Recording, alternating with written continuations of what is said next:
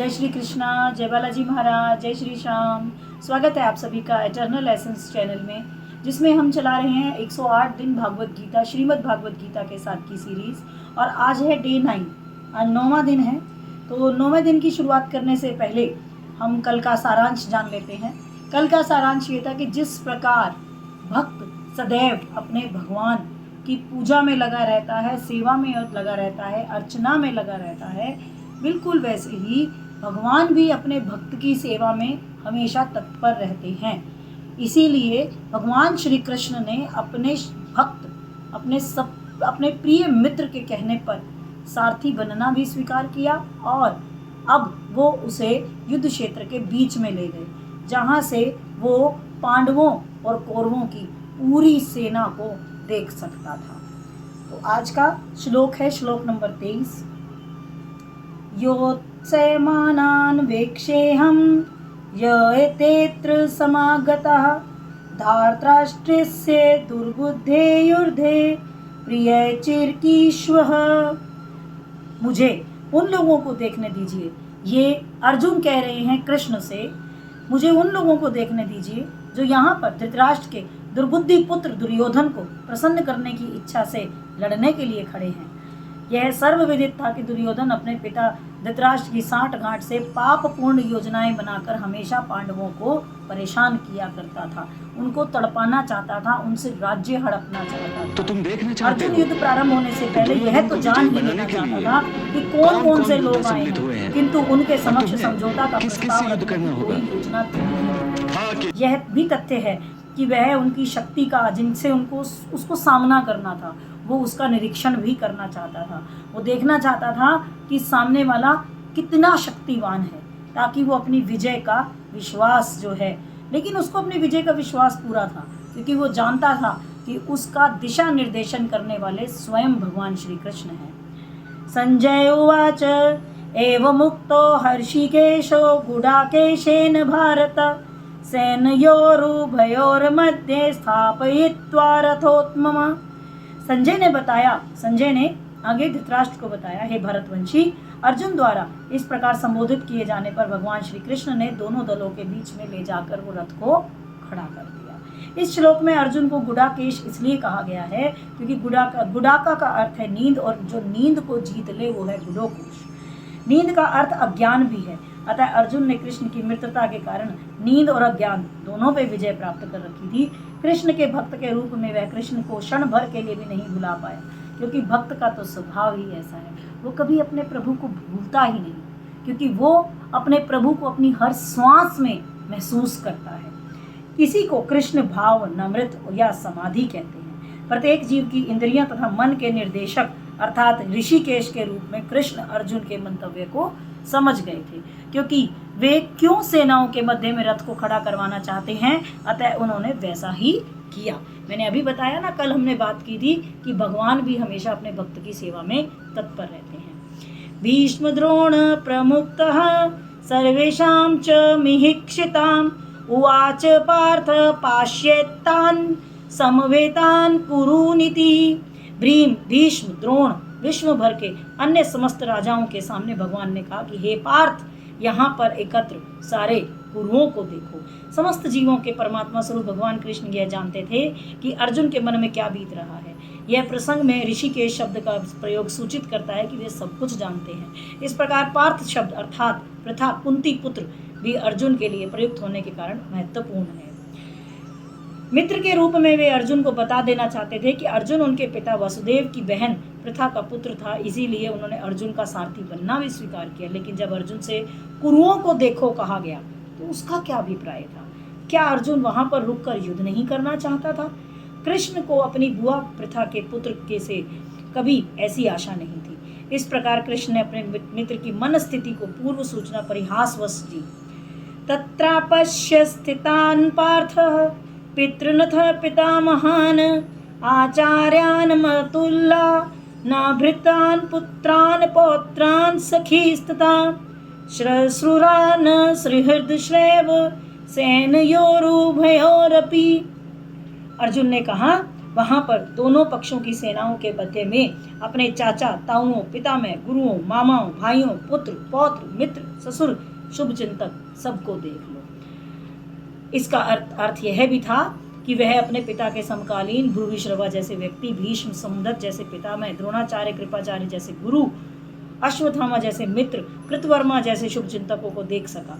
वह उन सेनाओं को भी देख सका जिसमें उनके अनेक मित्र थे। तान समीक्ष स कौन्तेय सर्वान् बन्धुवस्थितान् कृपया पर्याविष्टो विषीदन्निति मब्रवीत। जब कुंती पुत्र अर्जुन ने मित्रों तथा संबंधियों की इन विभिन्न श्रेणियों को देखा तो वह करुणा से अभिभूत हो गया और इस प्रकार बोला। अर्जुन उवाच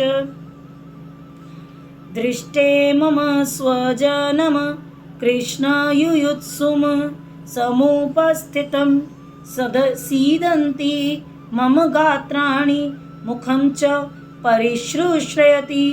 अर्जुन ने कहा, कृष्ण, हे कृष्ण, इस प्रकार युद्ध की इच्छा रखने वाले अपने मित्रों और संबंधियों को अपने समक्ष उपस्थित देखकर मेरे शरीर के अंग कांप रहे हैं, मेरा मुंह सूखा जा रहा है।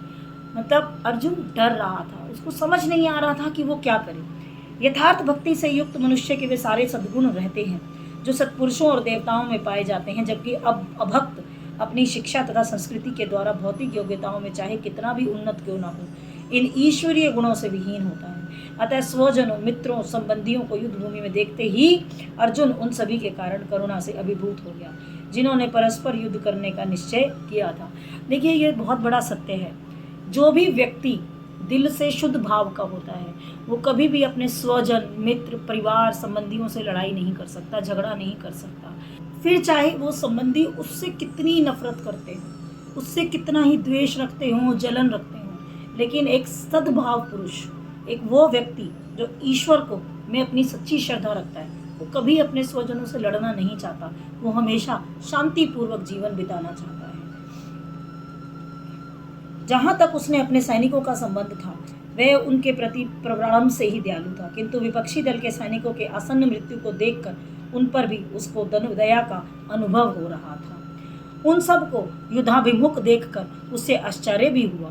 प्राय सारा कुटुंब, अर्जुन के सगे संबंधी उससे युद्ध करने आए थे। यद्यपि इसका उल्लेख नहीं है, किंतु तो भी सहज अनुमान लगाया जा सकता है। न केवल उसके अंग कांप रहे थे, मुंह सूख रहा था, बल्कि दयावश उसको रोना भी आ रहा था, क्योंकि अर्जुन एक सत्पुरुष थे, श्री कृष्ण के परम मित्र थे, सच्चे और धर्म की राह पर चल रहे थे। अर्जुन में ऐसे लक्षण किसी दुर्बलता के कारण नहीं, बल्कि हृदय की कोमलता के कारण थे। जो भी व्यक्ति प्रभु का सिमरण करता है, प्रभु के भक्ति में लीन रहता है, उसके हृदय में ममता, प्यार, दया, ये सारे भाव हमेशा रहते हैं। भगवान के ये सारे भाव भगवान के शुद्ध लक्षण हैं। अतः कहा गया है, यस्य यास्ति भक्तिर्भगवत्य ज्ञान सर्वे गुणैस्तत्रः समासते सुराः हराव भक्तस्य कुतो महद्गुण मनोरथेना सती धावतो बहि। जो भक्त के प्रति, जो भगवान के प्रति अविचल भक्ति रखता है, उसमें देवताओं के सद्गुण पाए जाते हैं, किंतु जो भगवान भक्त नहीं, उसके पास भौतिक योग्यताएं रहती हैं जिनका कोई मौल्य नहीं। वे पथुश्रश्च शरीरे में रोमहर्षश्च जायते गांडीवं संत्रसते हस्तात् वक्चैव परिधवते।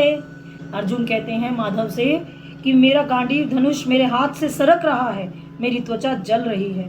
शरीर में दो प्रकार के कंपन होते हैं, रोंगटे भी दो प्रकार से खड़े हो सकते हैं। ऐसा तो आध्यात्मिक परमानंद के समय और भौतिक परिस्थितियों में अत्यधिक भय उत्पन्न होने पर होता है। जब आप बहुत ज़्यादा डरते हैं तब भी आपके रोंगटे खड़े होते हैं, और जब आप आध्यात्मिक रूप से बहुत ज़्यादा एक्साइटेड होते हैं तब भी आपके रोंगटे खड़े होते हैं। दिव्य साक्षात्कार का कोई भय नहीं होता। इस अवस्था में अर्जुन के जो लक्षण हैं वे भौतिक भय और जीवन की हानि के कारण हैं। अर्जुन अन्य लक्षणों से भी यह स्पष्ट है कि वह इतना अधीर हो गया था कि उसका विश्व विख्यात धनुष गांडीव उसके हाथ से सरक गया, उसकी त्वचा में जलन उत्पन्न होने लगी। न च शक्रोम्यवस्थातुं भ्रवतीव च मे मन निमित्तानि च पश्यामि विपरीतानि केशव। केशव से कहते हैं, मैं अब यहाँ और अधिक खड़ा रहने में सामर्थ्य नहीं हूँ। मैं अपनी भूल देख रहा हूँ, मेरा सिर चकरा रहा है। हे कृष्ण, मुझे तो केवल अमंगल ही अमंगल दिखाई दे रहा है। अब वो इतना डर गए थे, उनके मन में इतना करुण और दया का भाव था, उनके मन में इतनी प्रेम और इतनी इज्जत का भाव था कि वो एकदम अधैर्य होकर युद्ध भूमि में खड़े होने में भी अपनी असमर्थता कर रहे थे। मैं सच बता रही हूँ, मैं जब ये बोल रही हूँ तो मैं महसूस कर पा रही हूँ कि उस वक्त अर्जुन में क्या बीत रही होगी। मेरे मन अभी भी, ये पढ़ते पढ़ते भी, मैं आपके साथ सच में शेयर कर रही हूँ, ये पढ़ते पढ़ते भी मेरा मन इतना भावुक हुआ है, मैं बता नहीं सकती। अपने अधैर्य के कारण अर्जुन युद्ध भूमि में खड़ा रहने में असमर्थ था। अपने मन की इस दुर्बलता के कारण उसमें आत्मविस्मृति हो रही थी। भयम द्वित्या विनिवेशतः स्यात्, ऐसा भय और मानसिक असंतुलन उन व्यक्तियों में उत्पन्न होता है जो भौतिक परिस्थितियों से ग्रस्त होते हैं। अर्जुन को युद्ध भूमि में केवल दुखदायी पराजय ही प्रतीत हो रही थी। वे शत्रुओं पर विजय पाकर भी वो ये महसूस कर रहा था कि अगर मैंने अपने सगे संबंधियों को भी मार दिया तो भी मैंने क्या जीता, मैं तो फिर भी हार गया ना। परिवार हार गया, भाई हार गया, सगे संबंधी हार गया। प्रत्येक प्राणी अपने में और अपने स्वार्थ में रुचि रखता है, किसी की भी परमात्मा में रुचि नहीं। कृष्ण की इच्छा से अर्जुन अपने स्वार्थ के प्रति अज्ञान दिखा रहा था। अर्जुन ने सोचा कि उसकी विजय केवल उसके शोक का कारण बन सकती है। आज का वीडियो यहीं समाप्त करते हुए मैं एक ही भाव कहूँगी, कृपया अपने सगे संबंधियों से कभी भी झगड़ा ना करें। जितना यथासंभव हो प्रयास करें कि शांति बनी रहे। यदि कोई बात ऐसी हो भी जाती है, वो बात पति पत्नी, भाई बहन, माँ बाप, माँ बेटा, बहन भाई, किसी में भी हो सकती है, उस बात को बैठकर प्यार से प्रेम पूर्वक सुलझाएं। उस बात का कभी भी इतना मत करें कि वो बात एक कुरुक्षेत्र का युद्ध का मैदान तैयार हो जाए। अगर आपको वीडियो पसंद आई हो, विचार पसंद आए हो, तो कृपया वीडियो को लाइक, शेयर और सब्सक्राइब करना ना भूलें। हरे रामा, हरे कृष्ण।